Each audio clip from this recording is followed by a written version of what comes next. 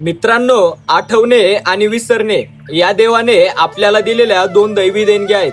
पण काही आठवणी अशा असतात ज्या आयुष्याचा मुख्य दस्तऐवज बनतात. आज मी तुम्हाला अशाच एका कृष्ण योगियाची गाथा सांगणार आहे, ज्यांच्या बुद्धिमत्तेने जगाला थक्क केलं आणि ज्यांच्या भक्तीने महाराष्ट्राची माती पावन झाली.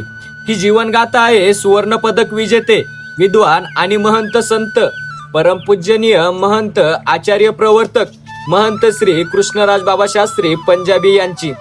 बाबाजींचा जन्म 8 ऑगस्ट 1952 रोजी पर्राडवाडी, जिल्हा पुणे येथे एका साध्या पण धार्मिक कुटुंबात झाला. त्यांचे नाव योगीराज ठेवले गेले.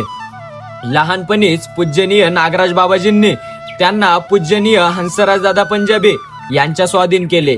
बाबाजींना लहानपणापासूनच हुतुतू आणि खो खो सारख्या मैदानी खेळाची आवड होती, पण त्याहूनही जास्त ओढ होती ती अभ्यासाची आणि ईश्वरी भक्तीची. बाबाजींची बुद्धिमत्ता इतकी तल्लख होती की जालंधरच्या गुरु नानक देव विद्यापीठात संस्कृतमध्ये त्यांनी प्राज्ञपासून ते शास्त्रीपर्यंतच्या सर्व परीक्षेत विद्यापीठात प्रथम क्रमांक पटकावला.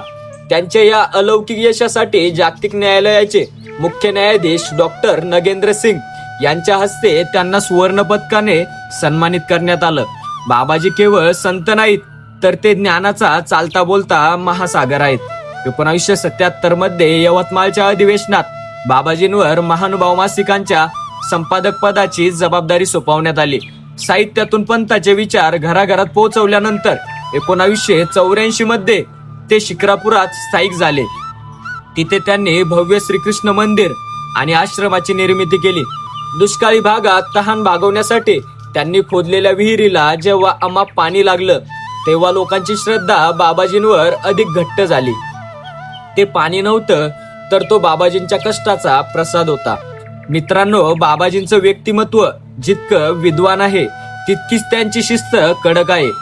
आजही बाबाजींच्या नजरेची एवढी भीती वाटते की त्यांच्या समोरून जाताना पाय आपोआप थबकतात. त्यांच्या तेजासमोर जाण्याची हिंमतच होत नाही. पण या जरबेच्या मागे एक पितृतुल्य प्रेम दडलेलं आहे. मला आजही आठवतं, जेव्हा मी बाबाजींच्या समोर उभा राहून घाईघाईत पाणी पित असतो, तेव्हा ते नेहमी प्रेमाने आणि हक्काने म्हणतात, अमर, पाणी बसून पित जा, उभं राहून पाणी पिणं शरीरासाठी चांगलं नसतं. या छोट्याशा वाक्यातून त्यांची आपल्या शिष्याप्रती असलेली काळजी दाखवून दिली. हीच ती बाप माणसाची माया असते. अनेकदा मला लोक कमेंट्स मध्ये विचारतात किंवा प्रत्यक्ष भेटल्यानंतर म्हणतात, अमरदादा, तुम्ही किती छान माहिती सांगता, तुमचे व्हिडिओ किती सुंदर असतात. मित्रांनो, याचं सर्व श्रेय माझं अजिबात नाही. मी त्या सर्वांना नेहमी एकच सांगत असतो, ज्याका गुरु बलवान उसका चेला पहलवान. माझ्या गुरूंचे मार्गदर्शन इतकं भक्कम आहे आणि त्यांची शक्ती माझ्या पाठीशी इतकी मोठी आहे की त्यांच्या आशीर्वादाच्या जोरावर आणि सर्वज्ञ श्री चक्रधर स्वामींच्या कृपेने मी ही स्वामींच्या विचाराची छोटीशी सेवा करू शकत आहे. माझ्या शब्दात जी काही ताकद आहे ती केवळ माझ्या गुरूंच्या मार्गदर्शनातून आली आहे. मित्रांनो, बाबाजींच्या आयुष्याचा हा अथांग प्रवास अवघ्या काही मिनिटात मांडणे खरंच शक्य नाही. पर्राडवाडीच्या त्या मातीपासून ते महंत पदाच्या या शिखरापर्यंत पोहोचण्यासाठी बाबाजींनी जे कष्ट उपसले, जे आध्यात्मिक साम्राज्य उभे केले, त्यामागे अनेक दशकांची कठोर तपश्चर्या आहे. त्यांनी स्वतःला चंदनासारखं झिजवलं, तेव्हा कुठे आज आपण या भक्तीच्या नंदनवनात विसावा घेऊ शकत आहोत. आज बाबाजी प्रत्यक्ष रूपाने आपल्या समोर शिस्तीचा डोंगर म्हणून उभे असले तरी त्यांच्या हृदयात आपल्या सर्वांसाठी करुणेचा सागर आहे. त्यांचं अस्तित्व म्हणजे आमच्यासाठी एक भक्कम आधारवड आहे.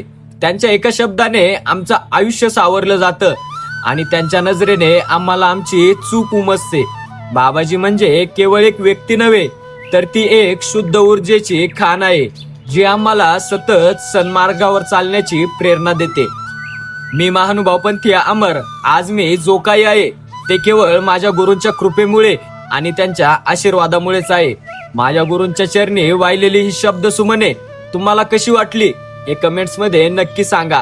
बाबाजींच्या या महान विचारांचा आणि कार्याचा वारसा आपण सर्वांनी मिळून अधिक श्रद्धेने पुढे नेऊया. स्वामींच्या चरणी हीच प्रार्थना आहे की त्यांचा हा वरद हस्त आमच्या डोक्यावर असा जन्मजन्मी राहो.